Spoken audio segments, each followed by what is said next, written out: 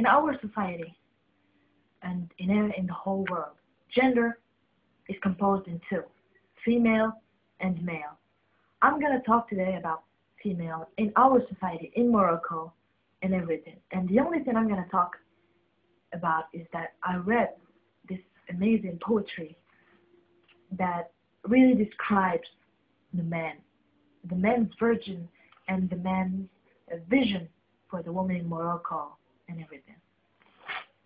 For I am the first and the last, I am the venerate and the despised, I am the prostitute and the saint, I am the wife and the virgin, I am the mother and the daughter, I am the arms of my mother, I am barren and my children are many, I am the married woman and the spinster, I am the woman who gives birth and she who never procreated, I am the consolation for the pain of birth, I am the wife and the husband, and it was my man who created me, I am the mother of my father, I am the sister of my husband, and he is my rejected son, always respect me, for I am the shameful and magnificent one.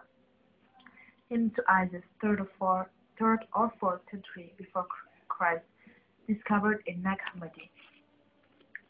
This is only a little part for what I think is the vision of a woman in our society. The woman is the human being that is the less taken seriously right now. We see that it's magnificent and extraordinary to see a wife, driving a taxi, or driving a bus, or anything. However, or even a police officer. However, when we see a man driving a taxi, we say that it's okay, that it's a normal thing.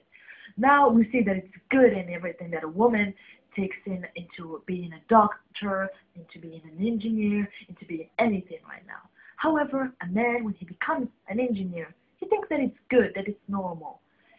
Yes, I do not say that the woman has changed, that she became more developed, but when I say that this is not, that doesn't mean that she is treated equally. I mean, we say that a woman is treated like a man is treated equally. However, when we see her doing a man's job, we say that that's fantastic, that it's wonderful, that everything.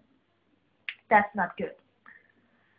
I'm not going to talk about the religious stuff right now, because I say that it's a whole new world that I am not a professional in right now. So I'm going to talk about the vision and about what we see every day in Morocco. And I know that it's a very dangerous subject, because a lot of people are going to see this video, and most of them are going to be boys or in the male version right now.